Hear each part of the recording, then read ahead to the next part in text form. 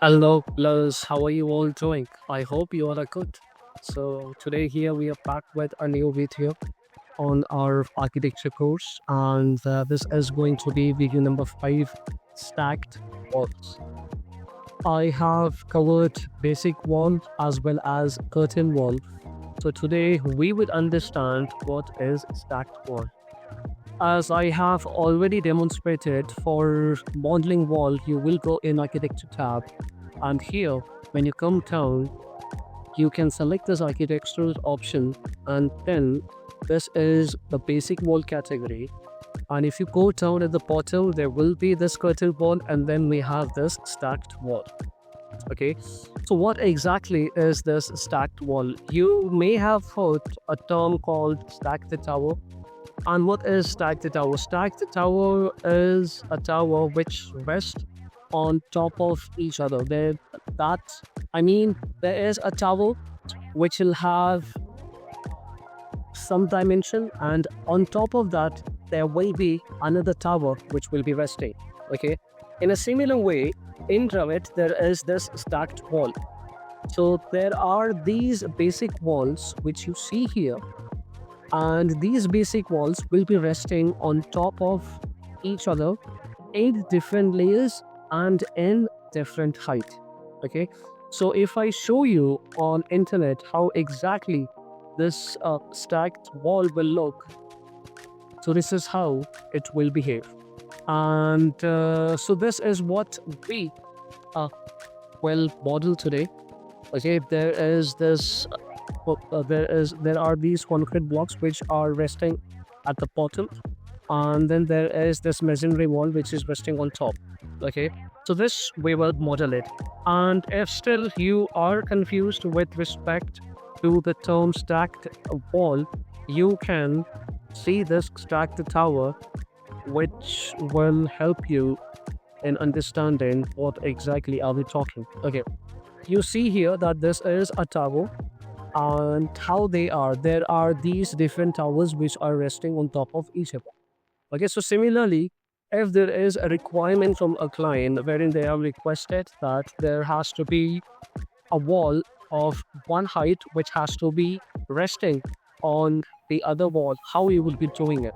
Okay, instead of modeling it manually, like selecting one wall, placing it on top of another, Revit gives you that flexibility wherein you can define everything as a set, and you can create that as a stacked wall. Alright, so let us move further, and what we will do, we will go to edit type, we will go to type properties, and then we will go and edit assembly option. You see here that there are these two different walls which are resting on top of each other. Okay, but I don't see much options which gives me flexibility to change the thickness of these different layers which are coming in.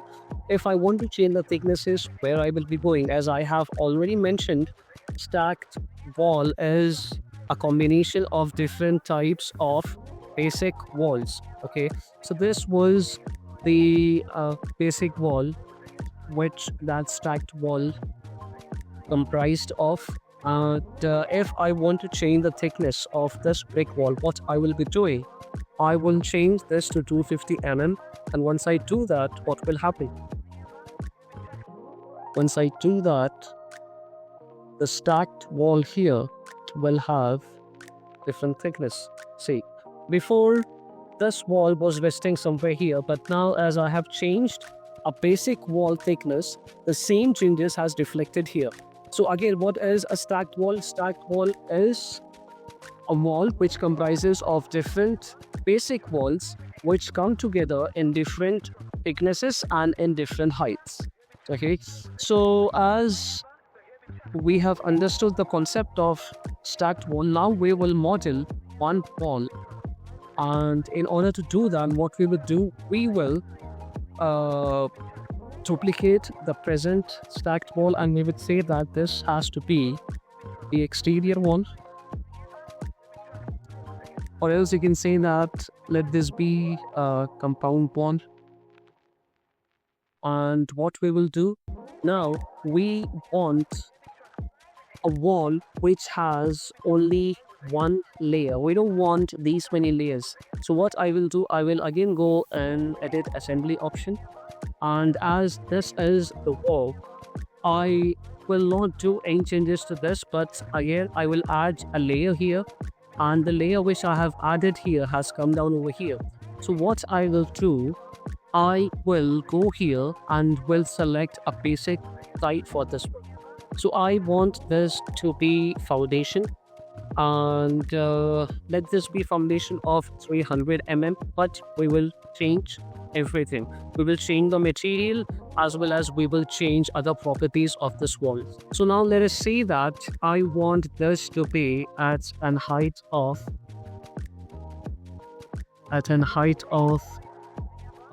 how much? Let us say that, let us say 2 meters, or 2 meters. 2 meters will be too much. Let us say that 1.5 meters.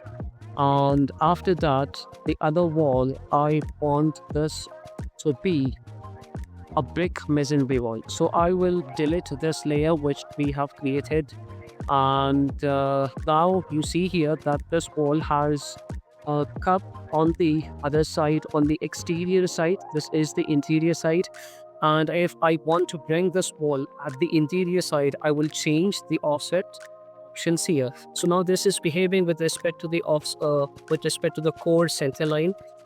And what I will do, I will say that this wall has to be on the interior side. Now this has come at the interior side, but the thickness as well as different layers have come over here.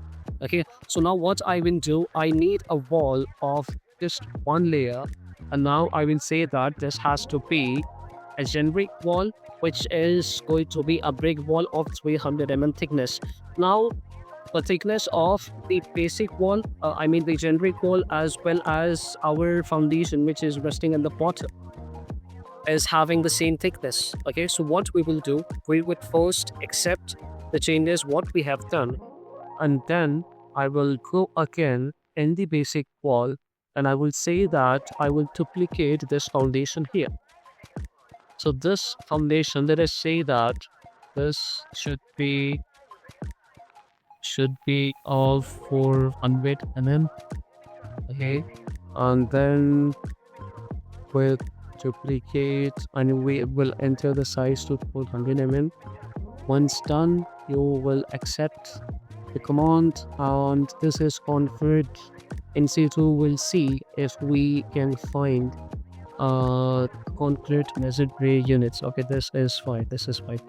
Take this as the material of that, and now you will go to our stacked wall, and this wall we will change this to 400 See, now this has happened. Okay, we will get this for a more on top. Let this be 2 meters, and this is variable. Now why this was given as variable? If I want to define the height of this one, I have to move the foundation on top by increasing the height of the foundation. Okay, now I can also introduce another layer on top. In order to do that, I can simply go and select the option of insert. As you see here, the variable layer has come down, and before I clicked this option of insert, my cursor was here on generic wall. Hence, after inserting, the same type of wall has come up here. Okay, so now if I want to control the height of this generic masonry wall, I have to control the height of this one which is coming on top. As of now, we'll delete this. We'll delete that, and we'll keep everything in this way, and we'll close it off. Okay, so now we will model our compound wall, and we will see in 3D how exactly it looks. See, this is how our compound wall looks from the interior side, and then from the exterior side, this is how it behaves. So now this is a brick wall, and this is this other foundation wall which is resting. And if you want to install a door as well as windows, again those features will remain same, as this is a wall, so it will host all type of doors, and this is how it will be coming in. perfectly, it is fine. Now, there are some more options here, which is this flip. Now, if you flip this, the entire wall will be flipped onto the interior side, but we don't want that to happen. After that, you can also control the height of this sample that is shown here, which is 6 meters. Apart from that, there isn't much option. If you want this to move up and down, you can do that from here. And it clearly says this is the base and this is the top, so there shouldn't be any confusion. And there are, so this is about the stacked wall, this is about the stacked wall. Also, you can change the you can change the profile as well based on your requirement, but this behaves in an unusual manner. This is how it will be. uh, there are two different type of walls which Revit gives us the option to model. I will not categorize them as two different wall, but again, based on the requirement, what if you want to create a slant wall? What if you want to create a tapered wall? And what is a tapered wall? Tapered wall is a type of wall which will have a big thickness at the bottom and lesser thickness at the top. So first we will understand what exactly is the tapered wall. So for demonstrating a tapered wall, I will take again a basic wall of this 200 thickness. And once I come here, you see the cross section, and in the cross section there are these options. So whatever walls we model in Revit, those are all vertical wall. Okay, now if I select the option of slant wall, I have to define the angle here, and once after defining, I will model this. Now if I go in 3D, you see that the wall is slanted. Okay, so based on aesthetic appearance, based on design conditions, you can also model a slant wall in Revit. And if I want to model a tapered wall, for that purpose, what I will be doing.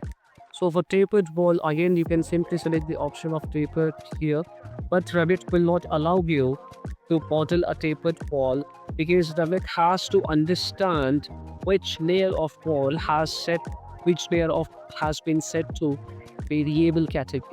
Okay, this is the variable option here.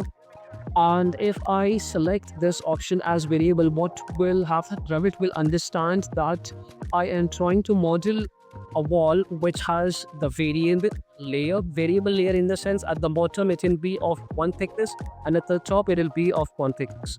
So let us go and check how this tapered wall will be on, how this tapered wall will be coming in. Okay, so now there is this enable angle overrides. So if I go to the type properties, you see here that there are these options to define the angle.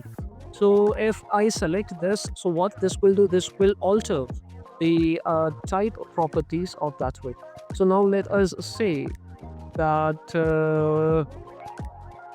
at the bottom we want this to be 10, and at the top this has to be 30. Okay, and I will model this. What will happen?